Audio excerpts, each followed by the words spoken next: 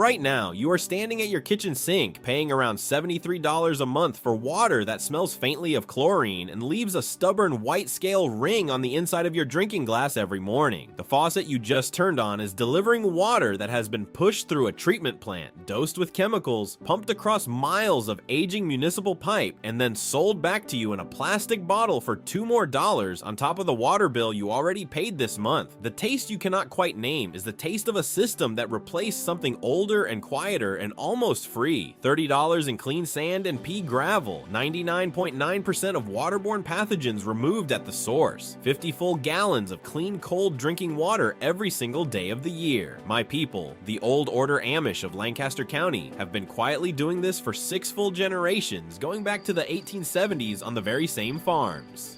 The bottled water industry and the Federal Safe Drinking Water Act of 1974 made absolutely sure you would never learn how the technique actually works. After my spring house cooling video last month, many of you wrote to me directly asking how we Amish make our spring and well water completely safe to drink without a single drop of chlorine or a single store-bought filter cartridge from the hardware store. So last August, I hitched up the buggy and drove over to my cousin Samuel Byler's farm outside Strasburg Township, and he poured me a battered tin cup of water that came out of his old barrel at 54 degrees, mineral sweet, with no metallic edge whatsoever to it at all. I stood there for a long minute just holding that cup in both hands. If you already own a house, this is for you, because what I am about to show you does not require any new construction. It requires 1 barrel, 1 weekend, and 1 cheap bag of fine masonry sand, and it will fully expose why an entire American industry pretended this old knowledge no longer existed in the modern world. I am Amos Fisher, and you are watching Amos Fisher Reveals. Subscribe so you never miss what the bottled water industry hopes stays forgotten in the basements and spring houses of rural Lancaster County. Let me take you to Samuel's Spring House, because what I tasted there is older than this country itself. Samuel's Spring House sits behind his old bank barn on a damp slope of fieldstone that has been wet continuously since 1798, when his ancestor laid the very first foundation course by hand. It is 58 degrees inside, even in the worst heat of August. The flies hum lazily against the screen door. The walls drip steady. In the far corner stands a 55-gallon white oak barrel, banded in hand-hammered iron, with a small wooden lid and a copper outlet pipe 1.5 inches across, angling down toward a smooth soapstone basin. Samuel's youngest boy, Eli, 14 years old and quiet as a fieldstone, climbed up on a 3-legged milking stool and lifted the lid for me without saying a single word. Inside the barrel, on top of 18 inches of fine masonry sand, was a brown velvety film the color of wet bark after a long October rain. That film is called the Schmutzdecke. It is a living biological mat of bacteria, protozoa, and microscopic predators, and it is the thing that does the actual work of cleaning the water completely. The water moves down through it at about 1/10 of a gallon per minute, slow as a sleeping heartbeat, and by the time it reaches the copper outlet at the very bottom of the barrel, the pathogens are completely gone. Eli dipped a battered tin cup and handed it to me without ceremony. 54 degrees on the tongue, sweet, faintly stony, no chlorine bite, no bleach edge, no plastic aftertaste, no metallic finish at all. I remembered my grandfather Jonas Fisher in 1962 lifting a wooden lid just like this one in the spring house behind our barn in bird in hand, telling me very seriously that the brown film was alive and that I should never scrub it off no matter what my mother said about it. He kept a leather-bound ledger of every well and every barrel on our family farm, and the oldest entry I still have, written in his own father's hand in faded brown ink, is dated July of 1889. Same barrel design, same 4 sand layers, same 54-degree water flowing all year round. That brown living film is what kills 99.9% of what is in the water, and almost no one in America today knows it even exists. Here is the principle, plain as my grandfather Jonas would have said it sitting on his front porch with a glass of cold spring water in his hand. Water moves down through fine sand by gravity alone, at 1/10 to 2/10 of a meter per hour. The biological mat on the surface eats bacteria and viruses alive. The graded sand beneath traps fine sediment and even finer particles. No electricity, no chemicals, no filters to ever replace, no no moving parts to ever break. Some accounts trace the technique back to the Sushruta Samhita, a Sanskrit medical text from around 500 BCE, which describes purifying water through layered sand and burned charcoal in fired clay vessels. Documents of the early 1800s describe John Gibb building the first full municipal slow sand filter in Paisley, Scotland in 1804, selling his clean filtered water to neighbors by the bucket. Then in 1854, the London physician John Snow proved on Broad Street that contaminated water was the actual carrier of cholera. It worked for a full 1,000 years before science could even explain why it worked, and that is exactly why it was so easy to bury later. A $30 oak barrel does what a $1.4 billion bottled water bottling plant claims to do, and it does it cleaner. Long before Paisley, long before the Chelsea Waterworks, long before John Snow walked Broad Street with his hand-drawn map of the cholera dead, archaeologists have documented filtration vessels at Mohenjo-Daro in the ancient Indus Valley civilization dating back to roughly 2500 BCE, with carefully layered charcoal and grated sand sealed inside fired terracotta jars cooled by thick clay walls in shaded courtyards. 4,000 years before the EPA ever existed, the principle was already complete.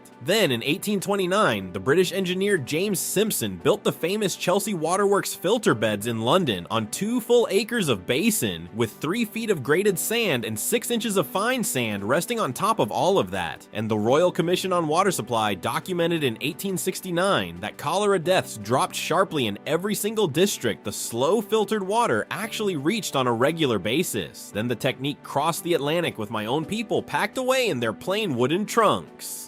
The Amish came to Lancaster County in 1737 and into Holmes County, Ohio around 1809, and they brought the German and Swiss tradition of stone spring catchment and household sand filtration with them across the cold ocean. My great-great-grandfather Christian Fisher built his first slow sand barrel on our family farm in 1872, fed it from a hillside spring that still runs cold today, and packed it carefully with charcoal he burned himself from hickory wood in the kitchen hearth one cold November evening. The USDA Farmers Bulletin number 941 from around 1918 described rural household sand filtration as completely standard accepted practice across rural Pennsylvania, Ohio, and Indiana farms at the time. 6 generations of my family in this country, same exact barrel design, same 54-degree mineral sweet water. The Schmutzdecke does not get installed or bought from any catalog, it grows itself. After you pour fresh raw spring water through clean grated sand for about 21 straight days in a row, the surface of the sand ripens completely. Bacteria colonize the very top layer. Protozoa and microscopic predators arrive and begin actively hunting. The mat thickens, darkens, and turns the rich brown color of wet bark in autumn. From that exact point forward, the barrel is alive and breathing on its own. My neighbor Ruben Stoltzfus over in Intercourse Township has a barrel his grandfather built in 1934, and the Schmutzdecke in it has been alive, continuously without any interruption at all, for 90 unbroken years right now. You never replace it. You simply rake the top half-inch of sand every few months when the flow slows down. A Penn State Agricultural Extension paper from the late 1940s documented household slow sand filters running for over 4 full decades without a single recorded failure anywhere in the records. It is not really a filter at all in the modern sense. It is a living animal that quietly eats what would otherwise hurt you. Then in 1908, something happened in Jersey City, New Jersey that changed absolutely everything for the rest of American history. Dr. John Leal added chlorine to the municipal water supply for the very first time in all of American history. It worked fast. It was cheap to deploy at scale across whole cities. And here's the real reason this disappeared from American homes. It was patentable. Chemical companies could sell chlorine by the iron barrel every single month forever to every growing city in America. Slow sand filters did not need any chemicals at all. They did not need any monthly delivery contracts ever. They did not generate any recurring monthly revenue for anyone in any boardroom. The American Waterworks Association trade journals of the 1910s and 20s document the entire shift very clearly to anyone who actually reads them carefully. Within 20 short years, rapid sand filtration combined with chlorination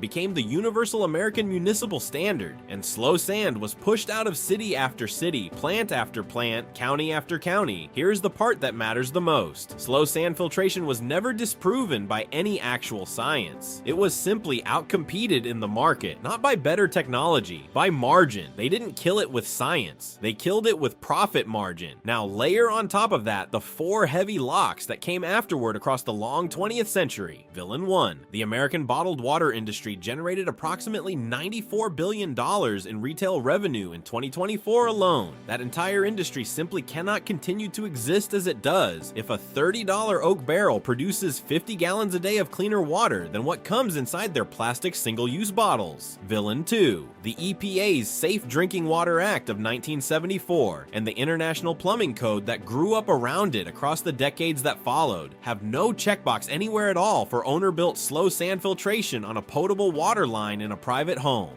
A modern building inspector simply cannot legally approve what the code does not list, no matter how well it works in practice. Villain 3. The misaligned financial incentive of the municipal water utility itself. The utility makes its money directly from total water volume sold and from the chemical treatment contracts that treat that exact volume month after month after month.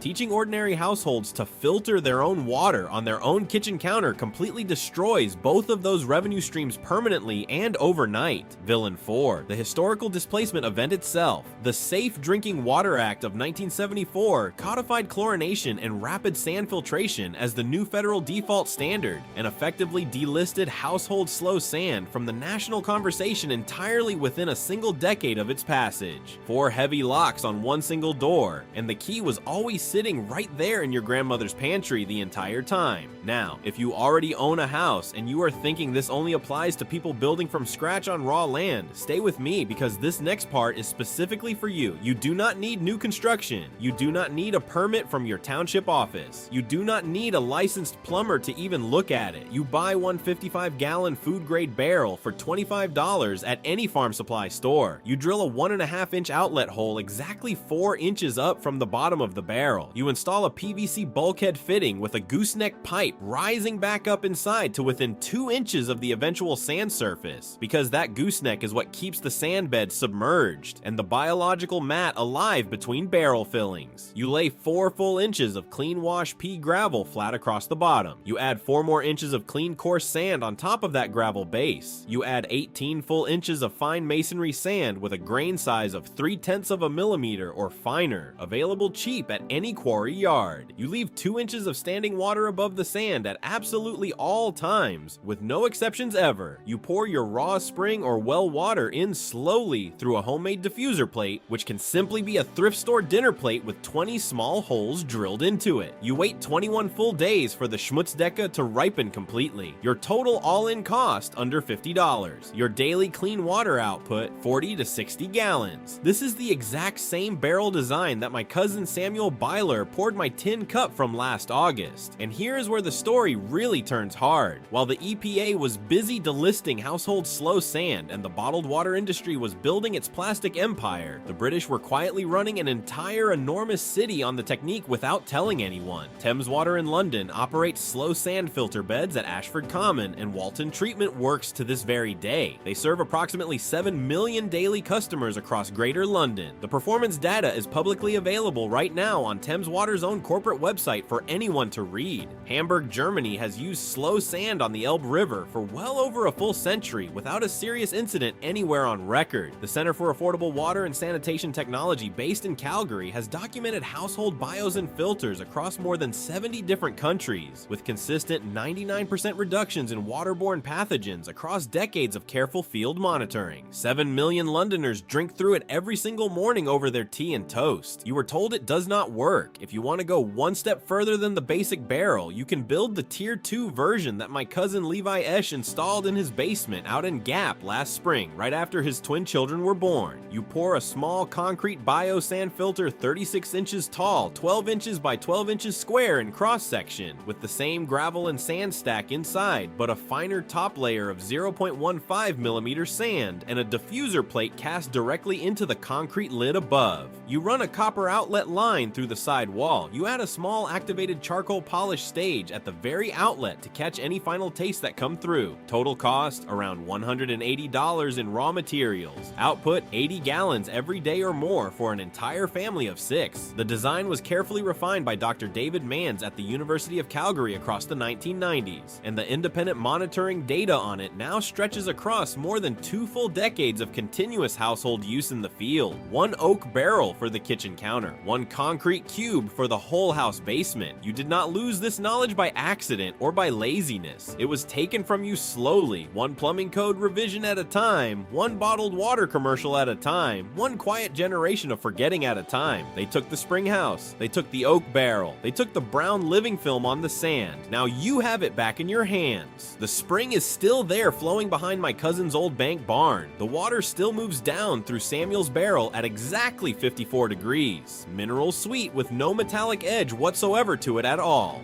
The EPA still has no household category for any of it on any form anywhere. Tell me down in the comments below, what does your own tap water smell like at 7 in the morning? Chlorine, metal, or absolutely nothing at all? If you are the kind of person who genuinely believes that real practical knowledge has been quietly pushed aside to protect someone else's quarterly profit margin, you already know exactly what to do. Hit subscribe right now. Next week, I am going to show you the Amish rainwater cistern that my Uncle Mose Fisher built by hand in 1958 for exactly $400 in fieldstone and mortar that has produced clean, soft drinking water for 68 unbroken years now without a single drop of chlorine ever added, and how the bottled water boom of the 1990s made absolutely certain your county building inspector would never approve one again on any private land anywhere in America.